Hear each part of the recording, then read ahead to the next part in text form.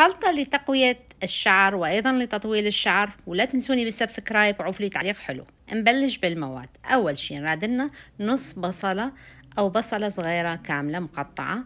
نحتاج إلى كونديشنر هنا أو حتى يكون شامبو ما يهم، زيت الزيتون وإلى العسل وإلى زيت الثوم.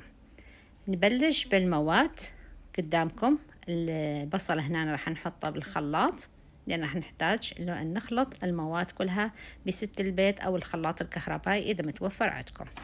أول شي خلطنا البصل، بعدين راح نضيف الكونديشنر فوقاته. إذا ما متوفر الكونديشنر نستغني عنه بالشامبو أيضا، وإذا ما متوفر نستغني عنه بالكوكونات أويل. نستعمل هنا زيت الزيتون أيضا ملعقة صغيرة من الكوب، ملعقة صغيرة من الكوب مثل قدامكم دا تشوفون. وزيت الثوم هنا راح نستعمل تقريبا ملعقة، نص ملعقة صغيرة زيت الثوم، لأن ريحة الثوم كلش قوية، بس أيضا إلى تأثير كلش زين ويعالج حتى الثعلبة الثوم. زيت الثوم هنا عندنا ورا ما حليناهم على الخلاط طلعت النتيجة هالشكل قدامكم.